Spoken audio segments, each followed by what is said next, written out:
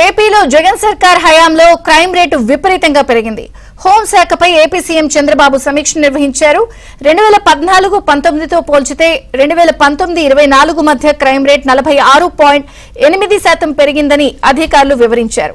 మహిళలపై నేరాలు 36%, పిల్లలపై క్రైమ్ 152% పెరిగినట్లు తెలిపారు.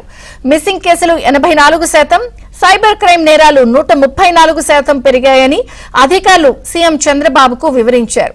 గంజాయి, డ్రగ్స్ నివారణ, సైబర్ క్రైమ్ కు అడ్డుకట్ట, టెక్నాలజీ వాడకం, పోలీస్ శాఖ బలోపేతం వంటి అంశాలపై కూడా చర్చించారు.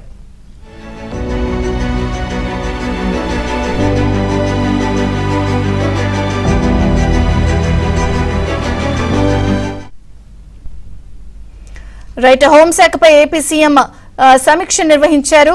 పూర్తి వివరాలు మా ప్రతినిధి సత్యని అడిగి తెలుసుకుందాం. సత్య, హోంశాఖపై కొద్దిసేపటి క్రితం ముఖ్యమంత్రి చంద్రబాబు సమీక్షా సమావేశాన్ని ప్రారంభించారు. ఈ సమీక్షకు హోంమంత్రి వంగలపూడి అనిత్ తో పాటు డీజీపీ ద్వారకా తిరుమలరావు, ఇతర ఉన్నతాధికారులు కూడా హాజరయ్యారు.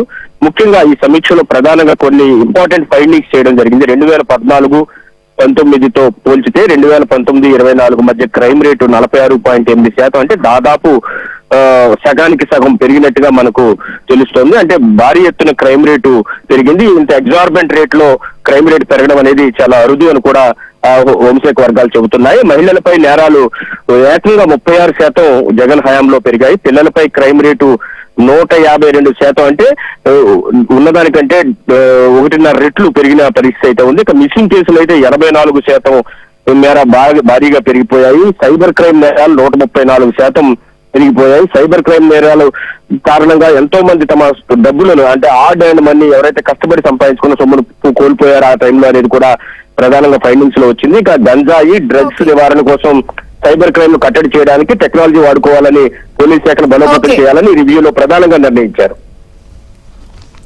థాంక్యూ సత్య.